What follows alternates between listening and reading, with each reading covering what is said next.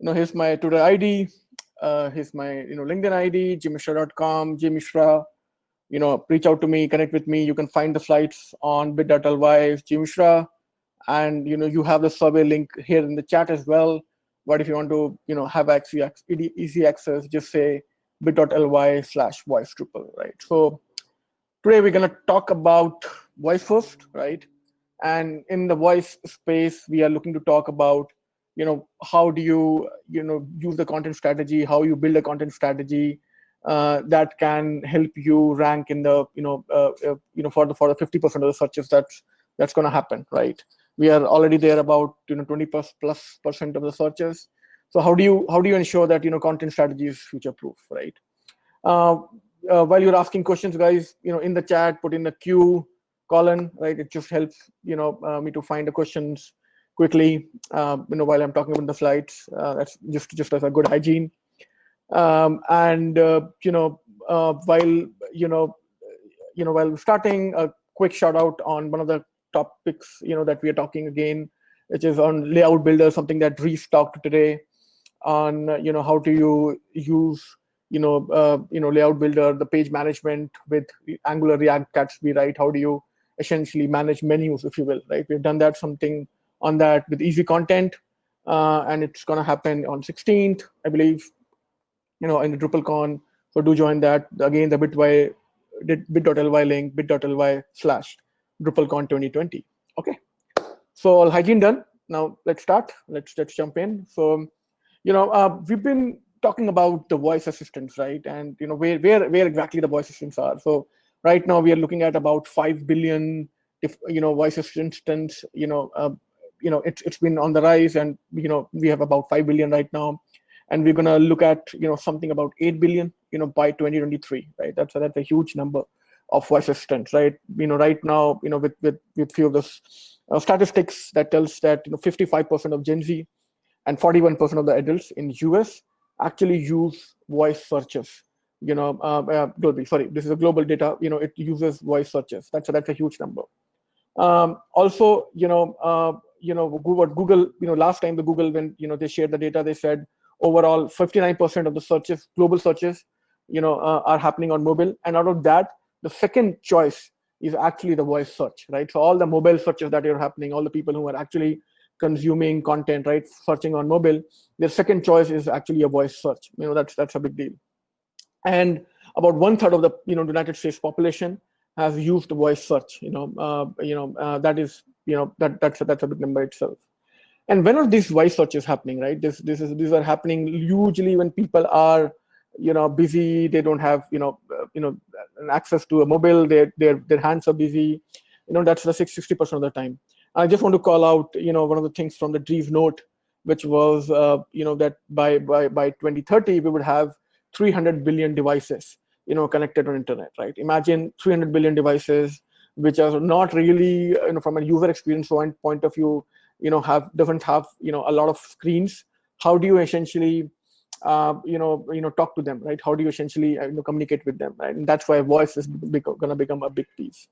A second very interesting piece, and it's very relevant to the to the slides later on, is that the Gen Z, right, the growing the young population, right, they actually have, and it's something that a study happened, and it showed that they actually have an attention span of 7 seconds, right?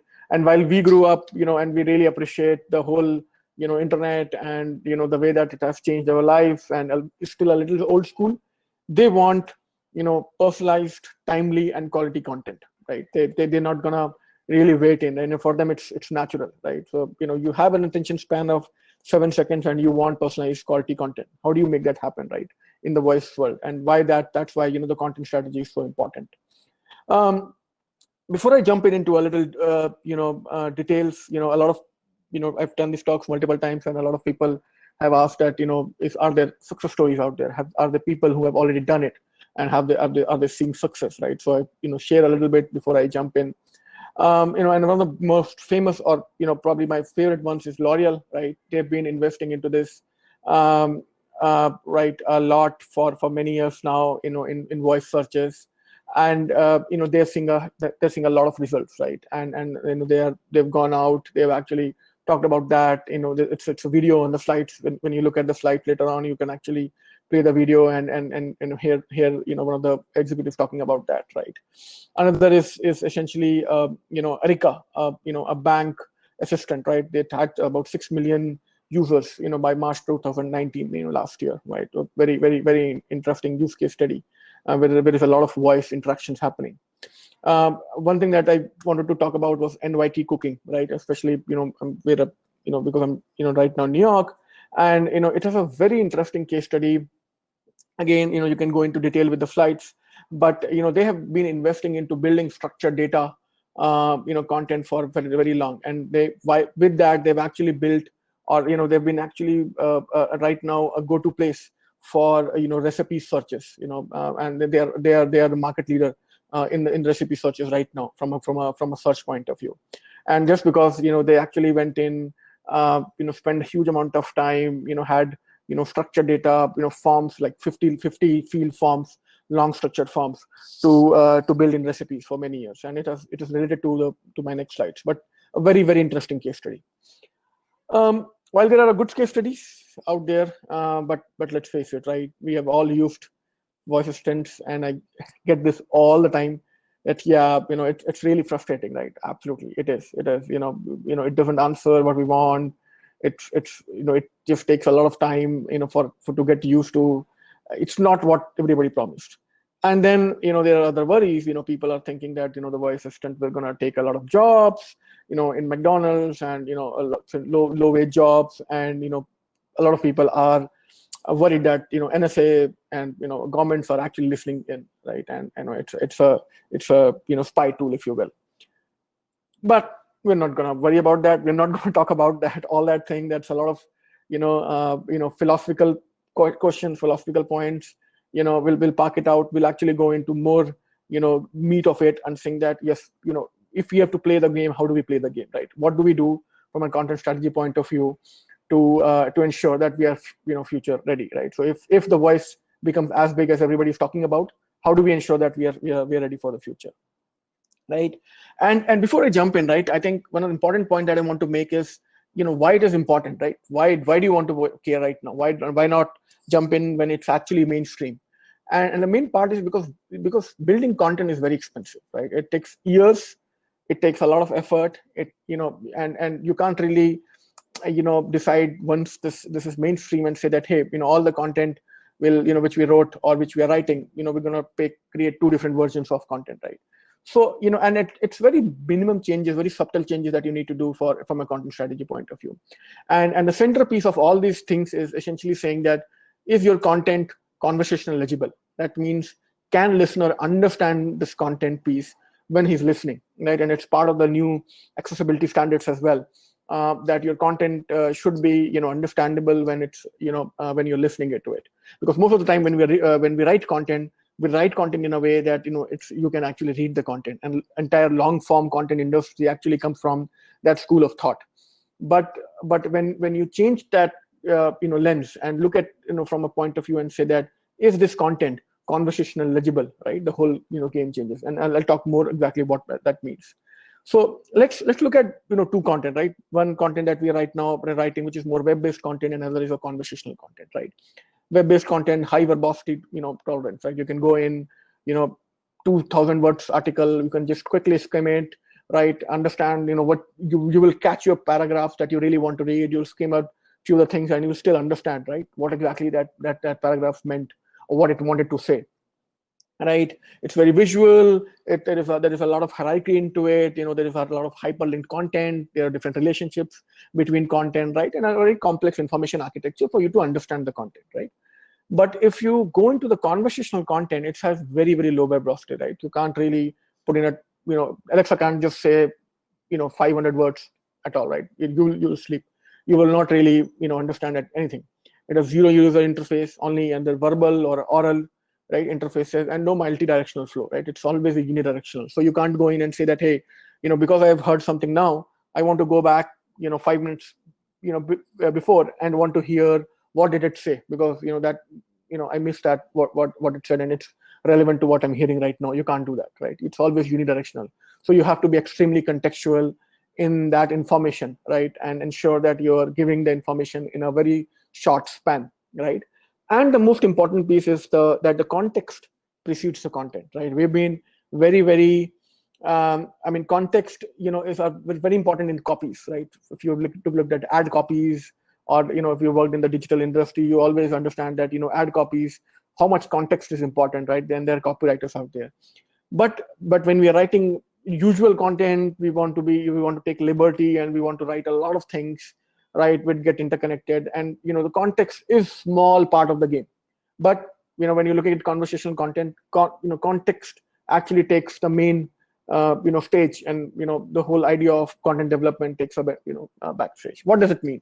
So if a couple of examples, right? So this is example from taken from Georgia Gov, Preston Acquia, and Georgia Gov worked onto it. A very relevant example.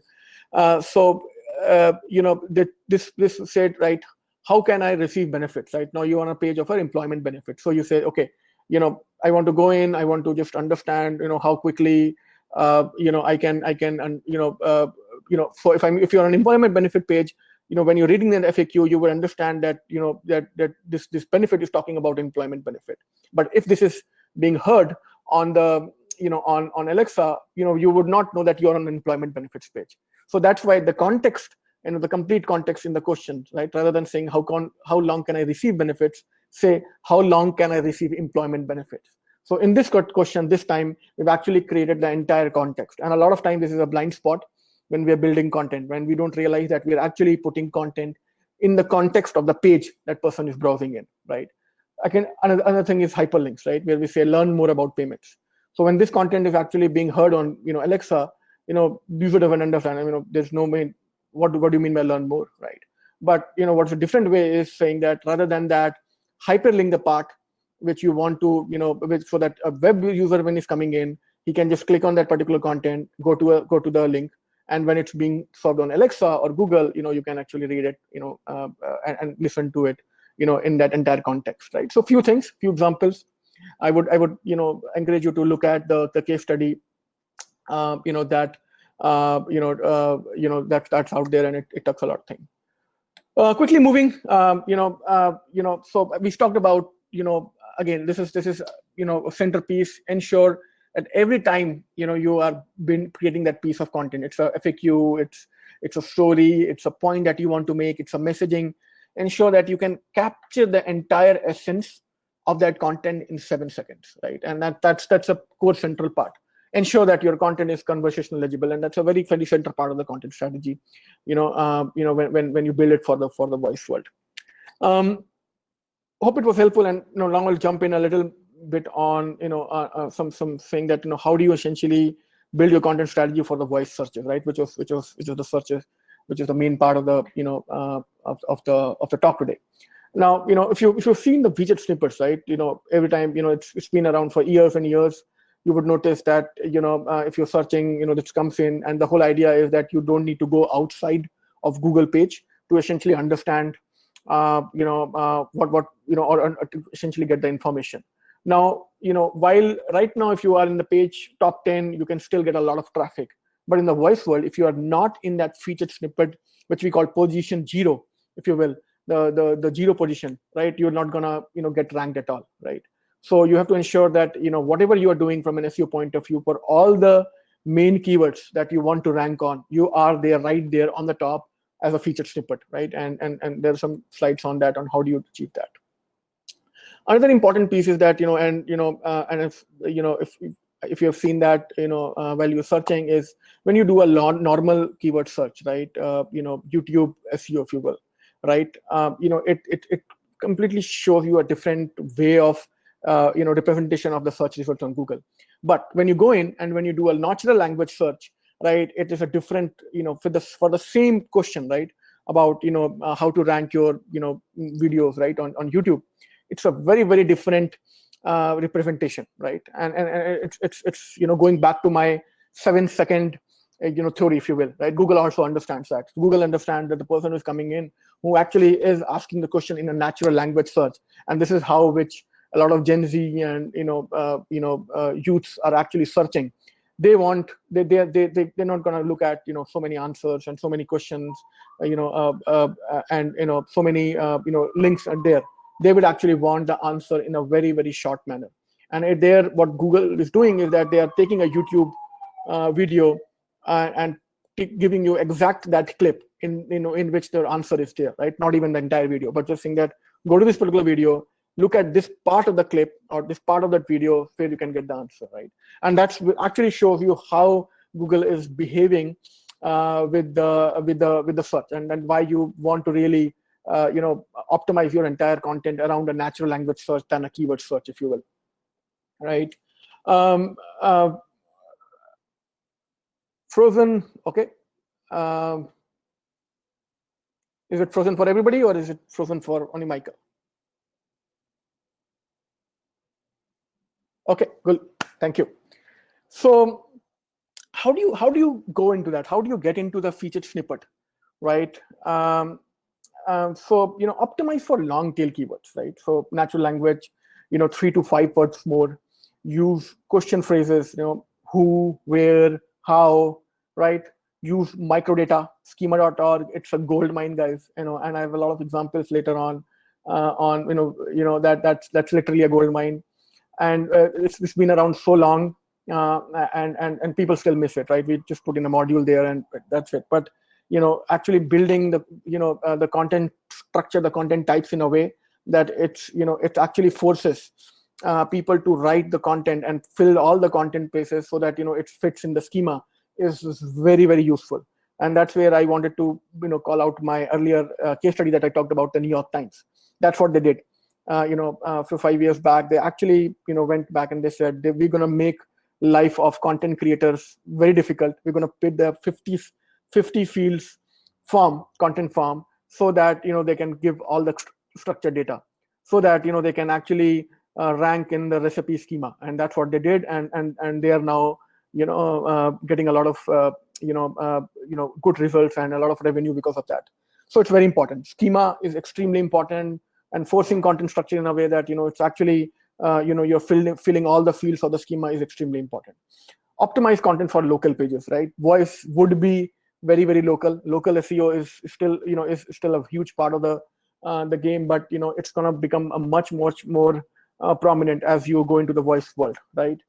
And one last piece is that from you, but very important piece is that if you look at the CTA, call to actions, right? You have forms in the world, you have downloads in the web world. But if you look at the voice world, the only CTA is essentially a phone number, right? Because, and if you would have seen the video of Google where it calls a barber and and essentially schedules an appointment, it's very important to ensure that you have a working phone number tagged at the right places wherever you are finding the business. So Google can actually search it, index it, and if he wants to hit the CTA to essentially call and book appointments, it can, right? It's a very important piece. Sorry, it's frozen. Sorry. Yeah, and few other things, right, that you can do for getting into that featured snippet, if you will. And if you do that, as I said earlier, you will rank onto the voice searches, right? So it's hand in hand. You get results right now, you get a lot of benefits right now, and you make sure that you're future proof, right? That means write more topic specific pages, right? More content which are around a certain topic, right? Ensure that in that content it answers a specific question, right? You're not going into multiple directions trying to answer 20 questions in that particular content, but you're trying to answer one specific question in that particular answer, right? And look at that, how you can answer that particular question in great depth, right? And that's very important. If you're able to answer that particular question in that depth, right? We call that cornerstone articles right now. In that topic, it becomes really important, and Google ranks it on the voice search. So ensure that you're answering one question and you're answering that in the depth, and ensure that you're using of semantic words, different ways of saying the same thing, right? Asking the same question, right? And optimizing for long tail keywords, right? 3 to 5 words or more. So few other things, really, it's very easy to Google. Google literally had a guideline. It's not something that coming out of my experience. It's actually Google guideline to say that how do you rank for featured snippets, right? And other things, use triggered words like how, what, best, and write like you're talking to a friend, right? Like you're talking, you're talking to somebody and somebody's asking a question, right? Do that. Your conversation, your content always becomes conversational by nature, if you will, right? Ensure that you have proper headings, which is very hygiene, right? And ensure that you have the the questions right there in the top and on the end, right? Some basic hygienes. And again, there is a lot more, right? It's just a few of the things that I picked up, which is more prominent, but there's a huge guideline that Google has that you can look into it. Jumping in, schemas, my favorite piece. Google recently announced that Google is gonna actually convert the schemas automatically to Google Actions. That means if you are having the hygiene in place, and if you have the Google if you have the schemas in your website in the right way, Google will pick that up and automatically actually create a Google action so that the people can explore it and access it via Google Home. It's a groundbreaking piece, right? And Google is saying that you don't really need to go in, create a new application, create a voice assistant, things like that, like you have to do on Alexa skill, but just ensure that you have the right schema, you have the content structured in the schema, and it will automatically get prominent in the voice world, right?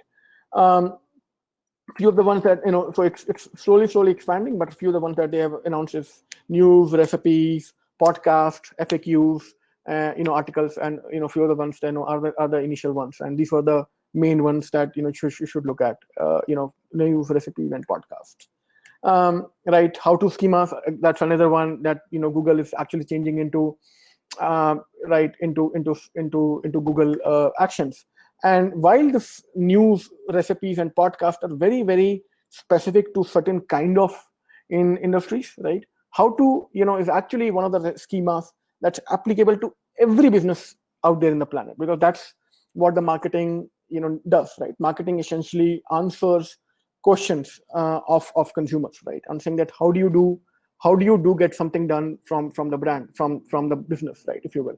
So there is no reason that why a very strong structured how-to schema should not be in the place, right? And I've just pulled in a couple of ways on how Google is putting this or structuring this on Google Next Hub. But this is a gold mine, right? So if you have a client or if you have a business where you have not implemented how-to schema, and most of them not, right? How to FAQs, there's no reason that you should not look into it, right?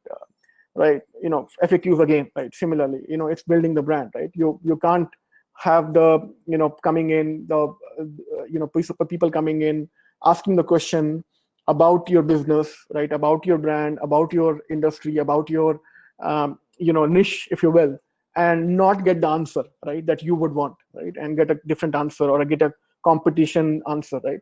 So this is a very early stages, right?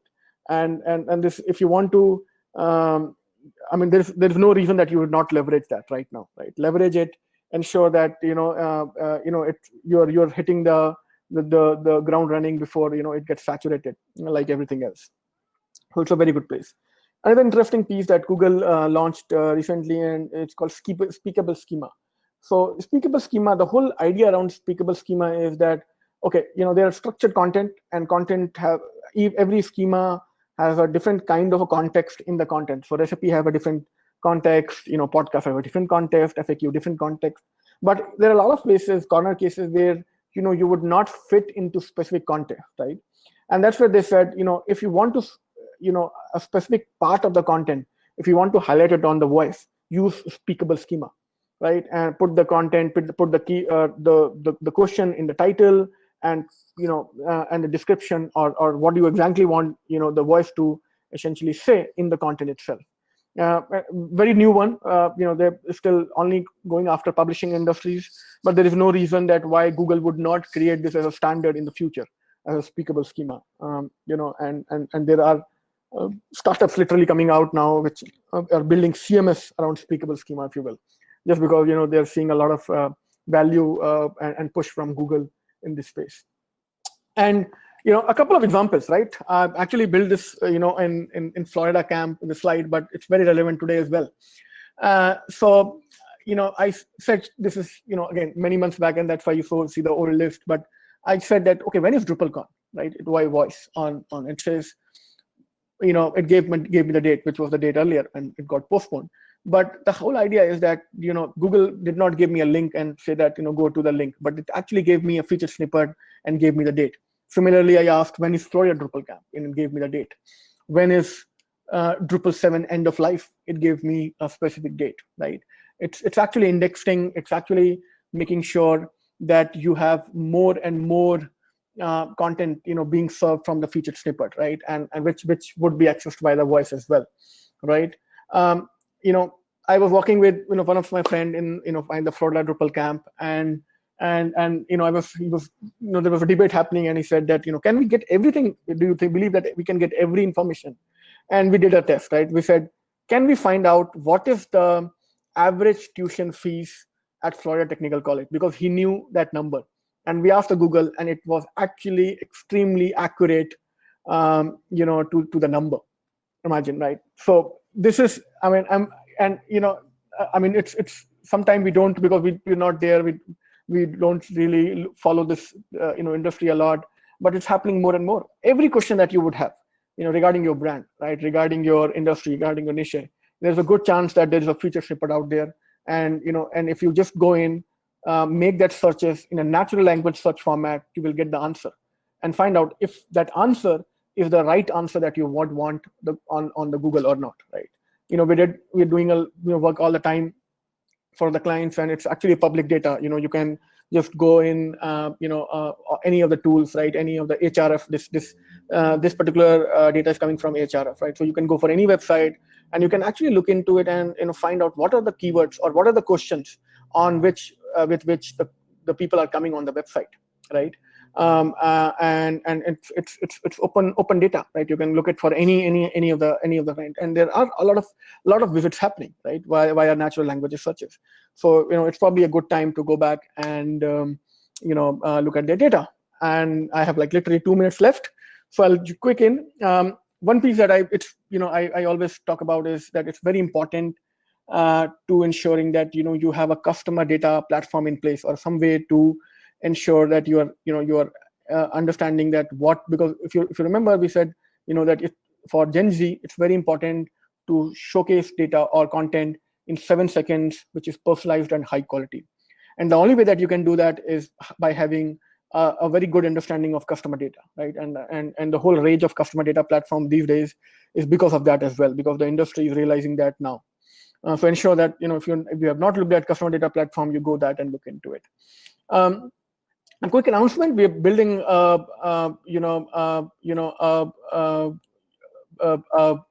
voice-based LMS, a voice-based learning management system, if you will. And it's going to be open source. It's going to be on Drupal.org soon. We're doing a bunch of stuff where we are doing transcription of content, and creating a entire machine learning algorithms to create understanding of the context, right? And it's once it's out, obviously we'll announce it, but definitely keep an eye on to it. And we believe that learning management system is a great place for a content and voice to marry together, if you will, right? Again, look at the slides. There is a lot of data into it. There are a lot of important pieces. I skipped a lot of slides in between just because I had a lot of different time, but there's some very interesting videos that you can look at, which might be really encouraging or useful for you in the voice world. I'm right on the time.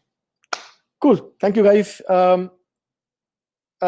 Thanks, Brett. Thanks for sharing the articles and the schemas. Oh, you answered Emery's question already. Thank you for that. Good. Great, guys. I'm around if you have any more questions. Thank you. Are there any tools for testing how your content might perform? So it's look at the structured testing tool, structured data testing tool. Google actually released a new version of it recently, right?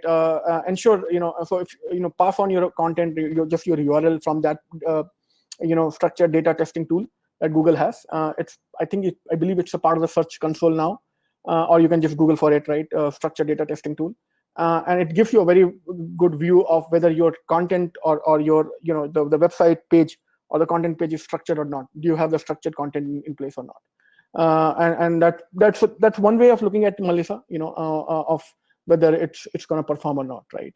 But keep an eye on Google Search Console. Keep an eye on these tools, href and other tools, and ensure that you're capturing all the natural language searches happening in for your brand or for your website.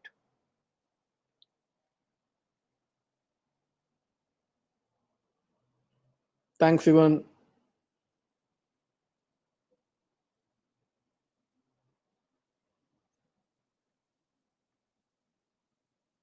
Thank you guys for listening in. Wow, a lot of messages. Thanks, Kenna.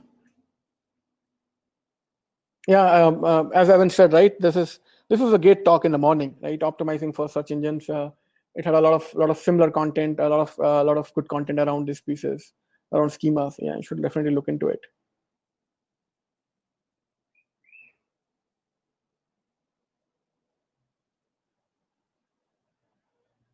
Awesome. Thanks, Fuchi. Sure, Michael. And the slides are out there, right? You can look at the slides. A lot of information is on the slides as well. Um, I assume all this applies to other voice searches as well. Yes, that's correct. So, Bing, Alexa uses Bing, essentially, Melissa, right? Which is, which is Microsoft Search, if you will, right?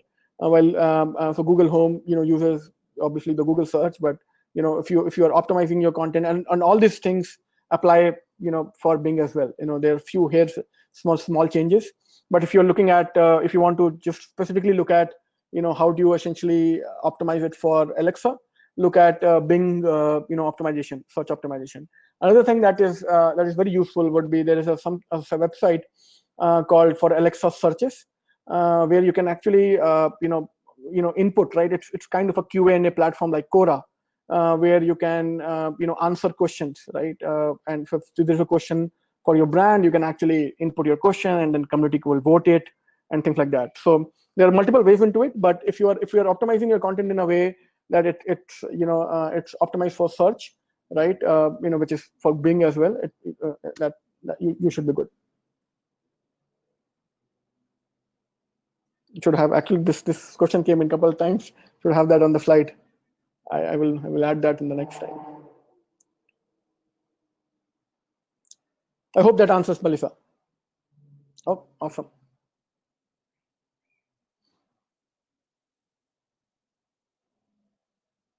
Thank you guys. Thanks for joining in. I'm around.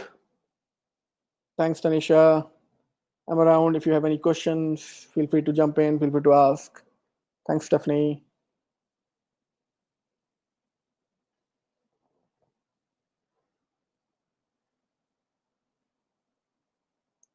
Very close, Michael, right? Very, very close. And especially around accessibility, because if you have the structured content, right, it's easier, and for the readers, the screen readers, to essentially understand the content, right?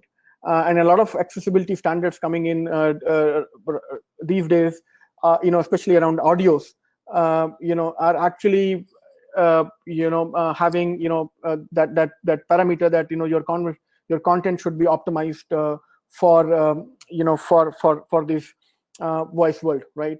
You can actually hear the questions, or sorry, hear the content and understand the content very well.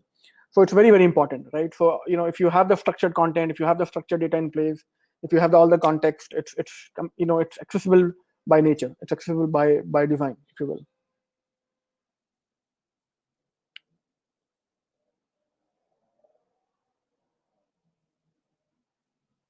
Yeah, great question, Michael. Yep. I'm forgetting the name, the new standard that came in the for the audio piece, but just search audio, accessibility, and you'll get that the new one that came in.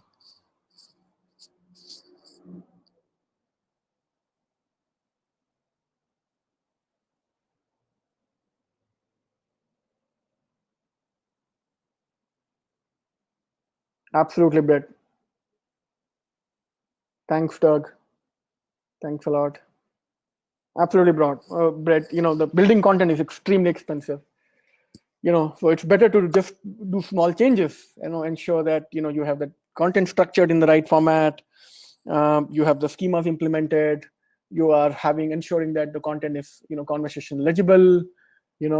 Just few hygiene, and you would save a lot of money in the future.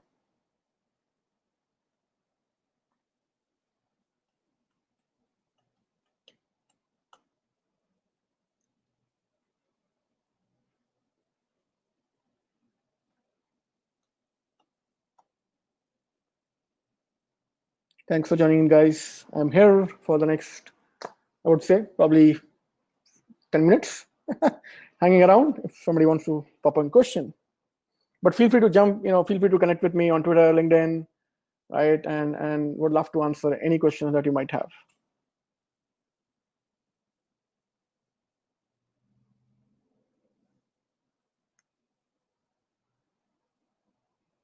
Thanks, Kate.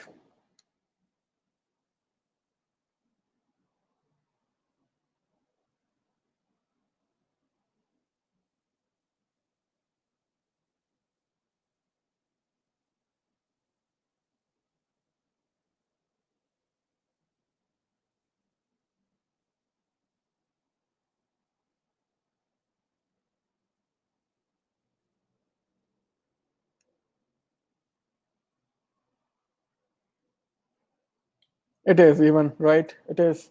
It's extremely. I mean, it's just a blind spot for a lot of content strategy folks, right? And especially because Google is not releasing a lot of data, right? Because they don't want this to be cannibalized like the SEO world, and they are taking it slow, not releasing a lot of data, but all the moves, right, that Google is doing with structured testing tools, with how the natural language, how they are changing their searches with natural languages, right, is actually showcasing that the more and more searches are happening on natural language platform.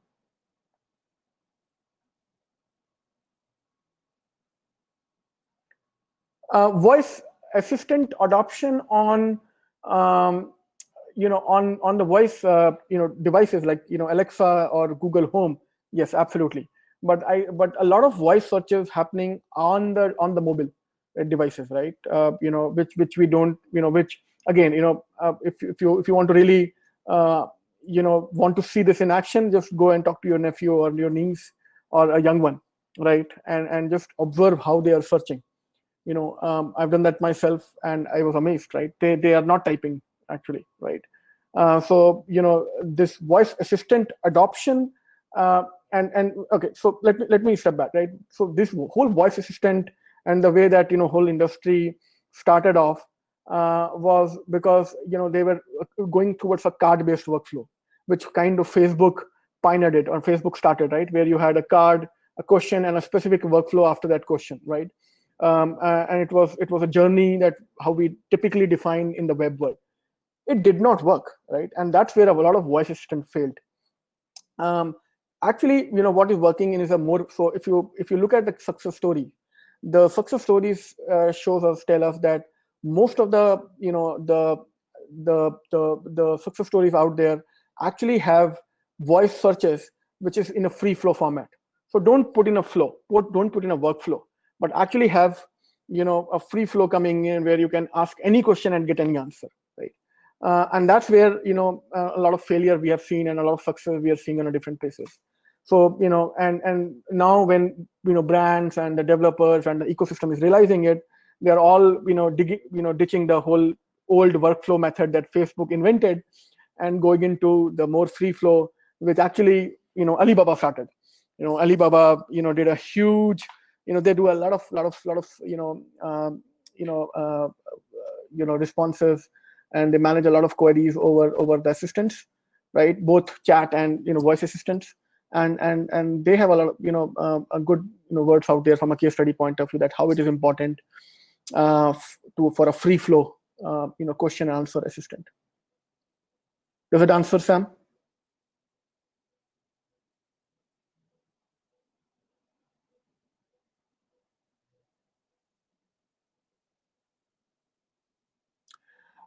No, not right now. That's what I'm saying, that Google is just not sharing the data. Google is not sharing the data, right? With of how which other searches are coming in from what. But having said that, right, what is important is looking at saying that how Google is changing its product line, right? So they literally changed their maps, Google Maps, into a voice platform, right?